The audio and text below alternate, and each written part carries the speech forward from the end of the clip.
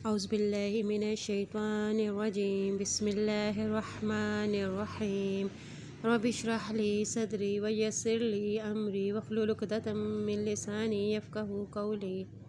سورۃ لقمان آیت نمبر 1 سے۔ الف لام میم تلک آیات الکتاب الحکیم ہدی ورحمۃ للمحسنین الذین یقیمون الصلاۃ ویؤتون الزکاۃ وہم بالآخرۃ ہم یوقنون۔ یہ آیات ہیں کتاب حکیم کی، باعث ہدایت اور رحمت ہے محسنین کے لیے۔ یہ قرآن اللہ کا نازل کرتا ہے، اور یہ جس پیغمبر پر نازل ہوا وہ سچا ہے۔ جو وہ شریعت لے کر آیا، انسان اس کا محتاج ہو، اس کی اصلاح اور سعادت کی تکمیل اور اسی شریعت سے ممکن ہے۔ دوسرا یہ کہ مشرکین اپنے ساتھیوں کو اس قرآن کے سننے سے روکتے تھے کہ کہیں وہ اس سے متاثر ہو کے مسلمان ہو جائے۔ قرآن کا مقصد کیا ہے؟ ہدی و رحمۃ للمحسنین، کہ یہ ہدایت اور رحمت ہے محسنین کے لیے۔ اور محسنین کیسے ہوتے ہیں؟ محسنین الذین یقیمون الصلاۃ ویؤتون الزکاۃ وہم بالآخرۃ ہم یوقنون، کہ وہ محسنین وہ قائم کرتے ہیں نماز کو، ادا کرتے ہیں زکوٰۃ، اور وہ آخرت پر یقین رکھتے ہیں۔ محسن کے ایک معنی تو یہ ہے کہ احسان کرنے والا، والدین کے ساتھ، رشتہ داروں کے ساتھ اور ضرورت مندوں کے ساتھ۔ للمحسنین یعنی کسی کام کو اچھے طریقے سے کرنا جیسا کہ اس کے کرنے کا حق ہو۔ دوسرا معنی یہ ہے کہ برائیوں سے اجتناب کرنے والا، نیکوکار ہو۔ تیسرے معنی یہ ہے کہ اللہ کی عبادت نہایت اخلاص اور خشوع و خضوع کے ساتھ کرنے والا۔ یوں تو قرآن سارے جہاں کے لیے ہدایت اور رحمت کا ذریعہ ہے، لیکن اس سے اصل فائدہ محسنین اور متقین ہی اٹھاتے ہیں۔ اولئک علی ھدی من ربہم واولئک ھم المفلحون۔ اور محسنین کی خوبیاں، خصوصیات کیا ہیں؟ کہ وہ نماز کو قائم کرتے ہیں، زکوٰۃ ادا کرتے ہیں اور آخرت پر یقین رکھتے ہیں۔ محسن کسی کام کو کمال کے درجے میں کرنے والا۔ محسن ہر کام اللہ کی رضا کے لیے کرتا ہے، ان کے اندر پہلے سے ہی خیر موجود ہوتی ہے اور وہ اچھائیوں کی تلاش میں رہتے ہیں۔ اپنی عبادات میں اچھا رویہ اختیار کرنے والے، حقوق اللہ اور حقوق العباد ادا کرنے والے، نیکی کا ہر موقع تلاش کرنے والے، برائیوں سے دور رہنے والے ہیں۔ اب محسنین کے اللہ تعالیٰ نے کیا انعام رکھے ہیں؟ اولئک علی ھدی من ربہم، کہ یہی لوگ اپنے رب کی طرف سے ہدایت پہ ہیں۔ واولئک ھم المفلحون، اور یہی فلاح پانے والے ہیں۔ مفلحون یعنی کامیابی انہی کا حق ہے اور کامیابی انہی کے حصے میں آئے گی۔ ومن الناس من یشتری لہو الحدیث، اور وہ لوگوں میں سے کوئی ہے جو خریدتا ہے لہو الحدیث سے مراد جو ہے کلام دل فریب خریدتا ہے، یعنی اللہ کا کلام سننے کی بجائے وہ ایسا کلام سنتا ہے جس سے کوئی نفع مند علم حاصل نہ ہو، یعنی وہ حق بات کو چھوڑ کر اپنا مال ایسے کاموں میں خرچ کر رہا ہے جس کا اسے کوئی فائدہ دنیا اور آخرت میں نہ ہوگا۔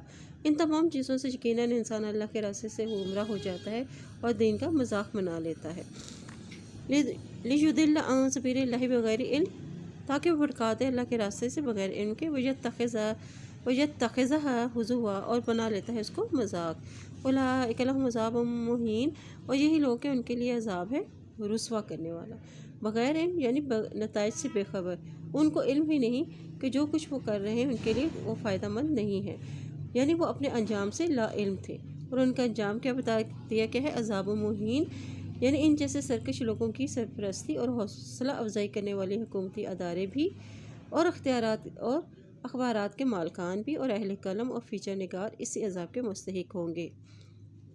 وَإِذَا تُتْلَىٰ عَلَيْهِ آيَاتُنَا وَلَّىٰ مُسْتَكْبِرًا كَأَن لَّمْ يَسْمَعْهَا كَأَنَّ فِي أُذُنَيْهِ وَقْرًا وَبَشِّرْهُ بِعَذَابٍ أَلِيمٍ۔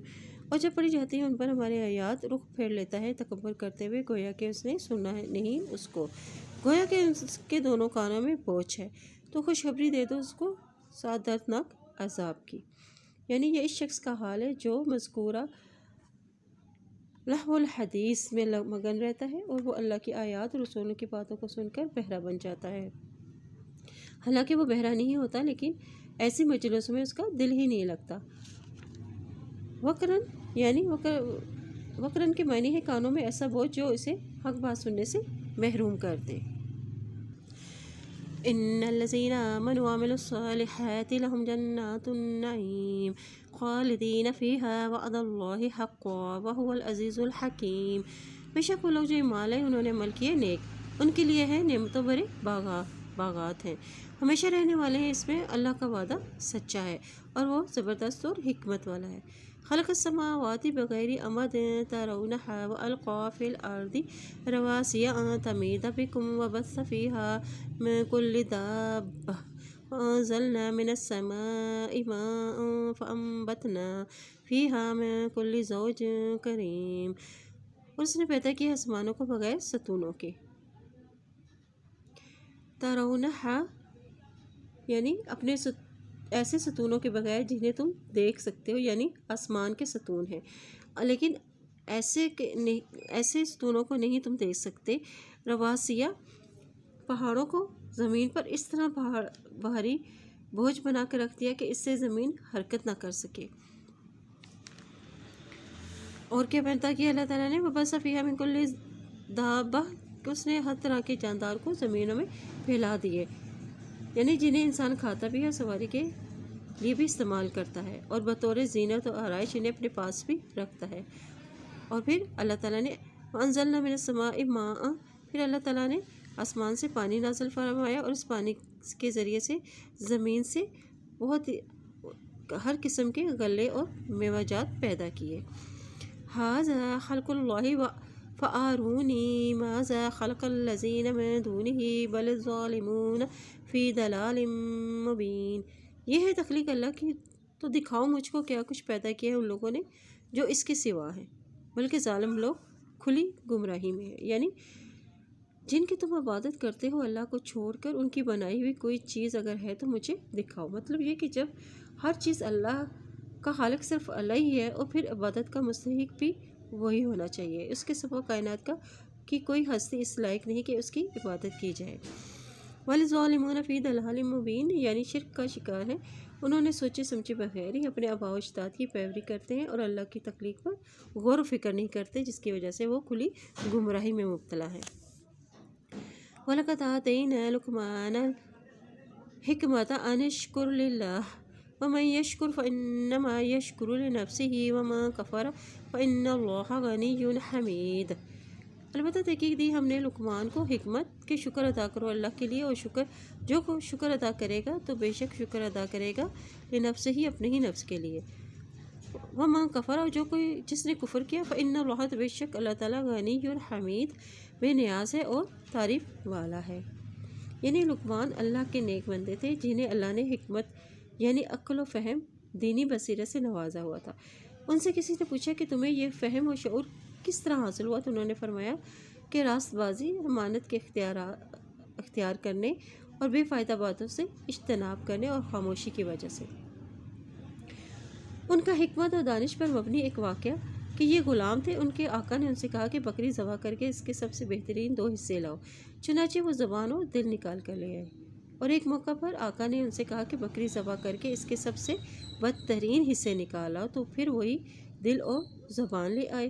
پوچھنے پر انہوں نے بتایا کہ زبان اور دل اگر صحیح ہوں تو سب سے بہترین ہے، اگر یہ بگڑ جائیں تو سب سے بدترین اس سے اور کوئی چیز نہیں۔ وَإِذْ قَالَ لُقْمَانُ لِابْنِهِ وَهُوَ يَعِظُهُ يَا بُنَيَّ لَا تُشْرِكْ بِاللَّهِ إِنَّ الشِّرْكَ لَظُلْمٌ عَظِيمٌ۔ لقمان اپنے بیٹے کو وہ نصیحت کر رہا تھا اس کو، اے میرے بیٹے نہ شریک ٹھہرا اللہ کے ساتھ، کیونکہ شرک البتہ ظلم ہے بہت بڑا۔ یعنی اللہ نے حضرت لقمان کی سب سے پہلی وصیت یہ نقل فرمائی کہ انہوں نے اپنے بیٹے کو شرک سے منع فرمایا، جس سے بھی یہ بات واضح ہوتی ہے کہ والدین کے لیے ضروری ہے کہ وہ اپنی اولاد کو شرک سے بچانے کی کوشش کریں، کیونکہ ان الشرک لظلم عظیم کہ شرک بہت بڑا ظلم ہے۔ اگر اس کا حکم والدین بھی دیں تو ان کی بات نہ مانی جائے۔ وَوَصَّيْنَا الْإِنسَانَ بِوَالِدَيْهِ حَمَلَتْهُ أُمُّهُ وحنا على وحن وفصاله في عامين أن اشكر لي ولوالديك إلي المصير۔ اور تاکید کی ہم نے انسان کو اپنے والدین کے ساتھ اٹھایا، اس کی ماں نے کمزوری کے ساتھ اوپر کمزوری کے، اور دودھ چھڑانا ہے اس کا 2 سال میں، کہ شکر ادا کرو میرے لیے اور اپنے والدین کے لیے کہ میری طرف ہی لوٹ کر آنا ہے۔ یعنی توحید اور عبادت کے ساتھ ہی اللہ تعالیٰ نے والدین کے ساتھ حسن سلوک کی تاکید سے اس نصیحت کی اہمیت واضح ہوتی ہے۔ مادری رحم میں بچہ جس حساب سے بڑھتا جاتا ہے، ماں پر بوجھ بڑھتا جاتا ہے، جس سے عورت کمزور سے کمزور تر ہوتی چلی جاتی ہے۔ ماں کی اس مشقت کا ذکر اس طرح کیا ہے کہ والدین کے ساتھ احسان کرتے وقت ماں کو مقدم رکھا جائے۔ وَإِن جَاهَدَاكَ عَلَىٰ أَن تُشْرِكَ بِي مَا لَيْسَ لَكَ بِهِ عِلْمٌ فَلَا تُطِعْهُمَا وَصَاحِبْهُمَا فِي الدُّنْيَا مَعْرُوفًا وَاتَّبِعْ سبيل من أناب إلي ثم إلي مرجعكم فأنبئكم بما كنتم تعملون۔ اور اگر وہ دونوں کوشش کریں تیرے ساتھ اس پر کہ تو شریک ٹھہرائے میرے ساتھ جو نہیں ہے تیرے لیے ساتھ اس کا کوئی علم، تو نہ تم اطاعت کرو ان دونوں کی اور زندگی بسر کرو ان کے ساتھ دنیا میں بھلے طریقے سے، اور پیروی کرو اس راستے کی جو رجوع کرے میری طرف، پھر میری طرف لوٹنا ہے تمہارا، پھر میں بتاؤں گا تم کو سچ اس کے جو تھے تم عمل کیا کرتے۔ یا بنی انہا تک مثقال حبۃ من خردل فتکن فی صخرۃ او فی السماوات او فی الارض یأت بها اللہ ان اللہ لطیف خبیر۔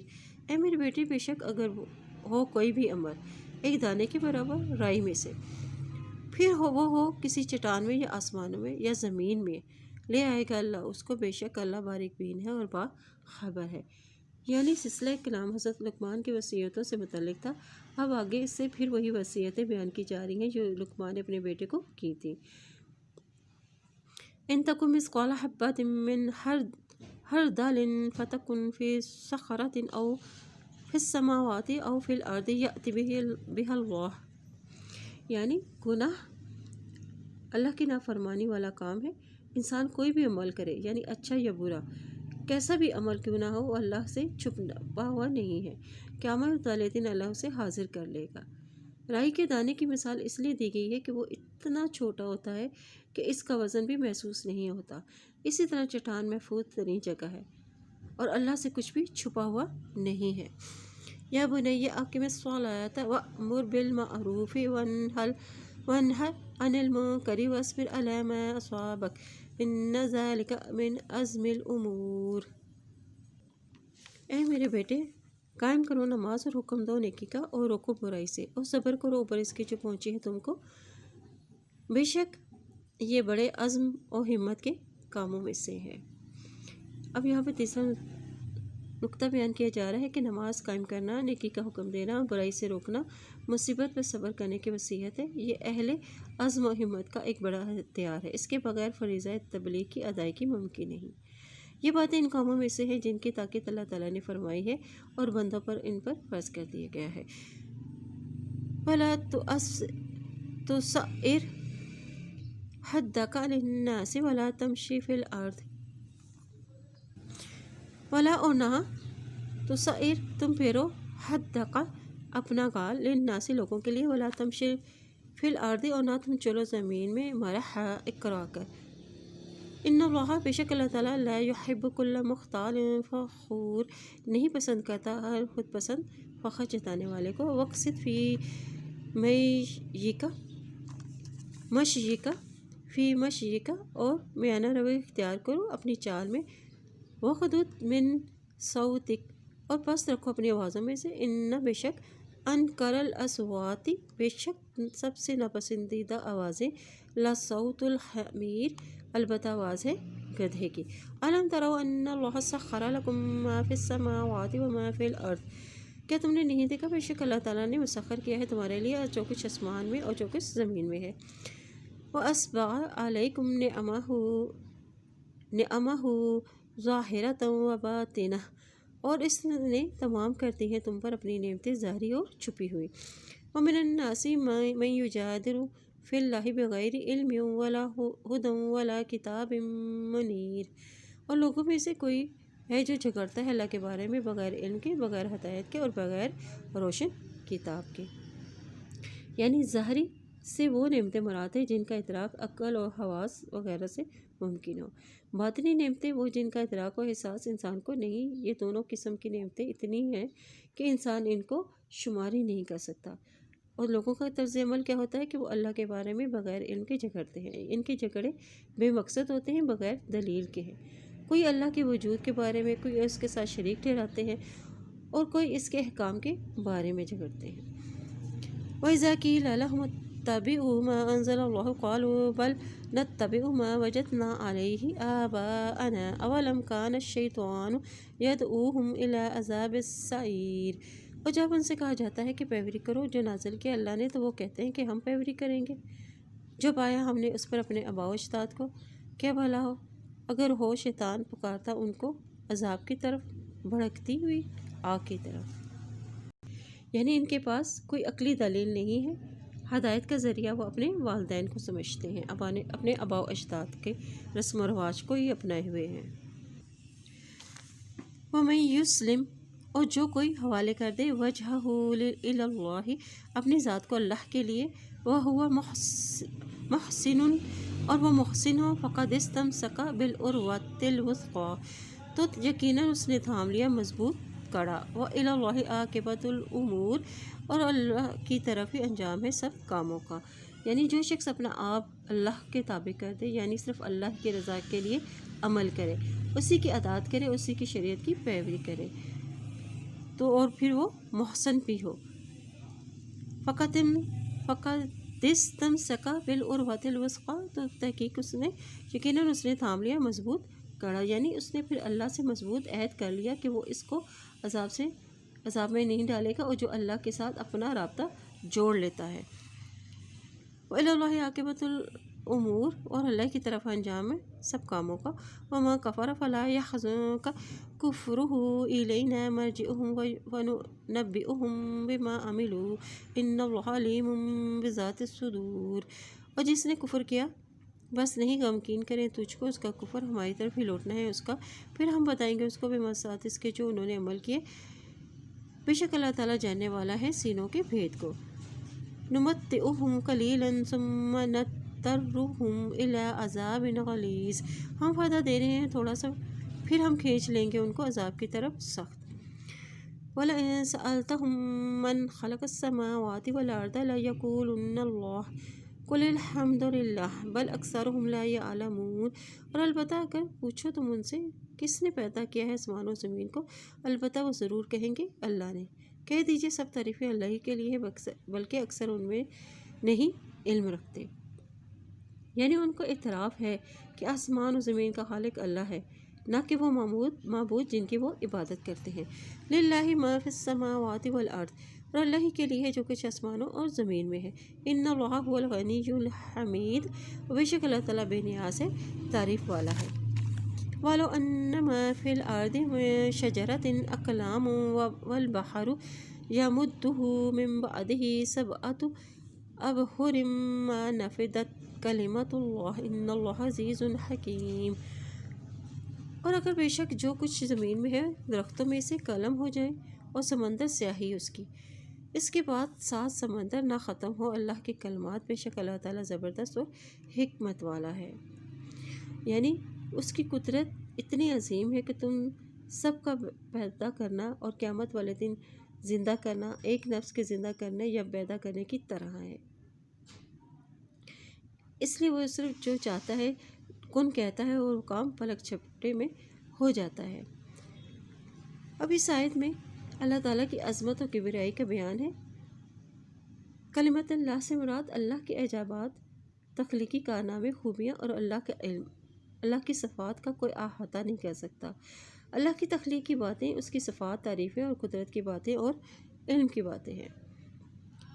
یعنی اگر کوئی ان کو شمار کرنا چاہے یا تحریر میں لانا چاہے تو دنیا بھر کے درختوں کے قلم کھنس جائیں اور سمندر کے پانی کی سیاہی ختم ہو جائے، لیکن اللہ کی معلومات اس کی تخلیق عظمت کو شمار نہیں کر سکتا۔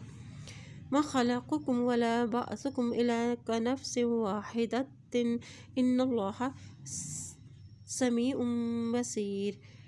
نہیں پیدا کیا پیدائش تمہاری اور نہیں دوبارہ اٹھانا تمہارا مگر کا نفس واحدہ، مگر ایک نفس کی طرح۔ ان اللہ بے شک اللہ تعالیٰ سمیع سننے والا ہے، بصیر دیکھنے والا ہے۔ الم تر ان اللہ یولج اللیل فی النہار ویولج النہار فی اللیل وسخر الشمس والقمر کل یجری الی اجل مسمى وان اللہ بما تعملون خبیر۔ کیا بھلا تم نے نہیں دیکھا بے شک اللہ تعالیٰ داخل کرتا ہے رات کو دن میں اور داخل کرتا ہے دن کو رات میں، اس نے مسخر کر دیا ہے سورج اور چاند کو، سب کے سب چلتے ہیں ایک مقررہ وقت تک، اور بے شک اللہ تعالیٰ ساتھ اس کے جو تم عمل کرتے ہو اس سے باخبر ہے۔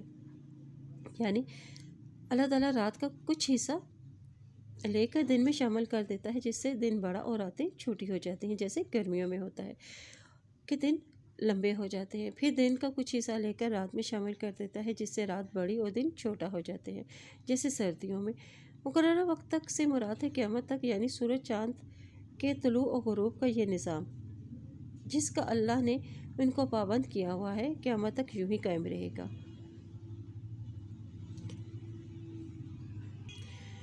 ذالک بأن اللہ هو الحق وأن ما يدعون، اور یہ بوجہ اس کی کہ بے شک اللہ تعالیٰ وہی حق ہے، بے شک جو وہ پکارتے ہیں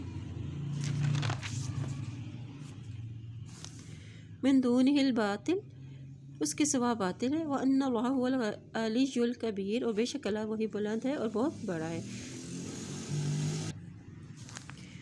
علم کیا ہے بھلا نہیں تو تم نے دیکھا ان الفلک، بے شک کشتیاں تجری چل رہی ہیں، فی البحر سمندر میں، بنعمت اللہ اللہ کی نعمت کے ساتھ، لیجریکم تاکہ وہ دکھائے تم کو، من آیاتہ اپنی نشانیوں میں سے، ان فی ذالک بے شک اس میں، لآیات لکل صبار شکور البتہ نشانیاں ہیں ہر صبر کرنے والے اور شکر کرنے والے کے لیے۔ یعنی اللہ کی نشانیوں سے فائدہ کون لوگ اٹھاتے ہیں؟ صبر کرنے والے اور شکر کرنے والے۔ وَإِذَا غَشِيَهُم مَوْجٌ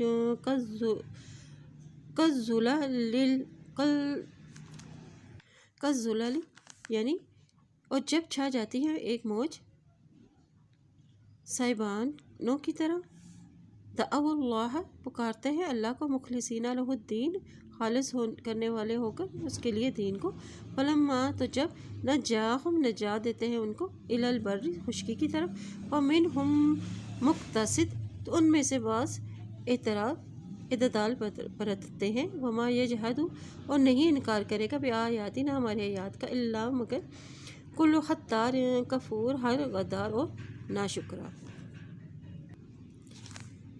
یعنی جب ان کشتیاں طوفانوں میں گر جاتی ہیں اور انہیں سامنے موت نظر آتی ہے تو یہ مخلص ہو کر اللہ کو پکارتے ہیں۔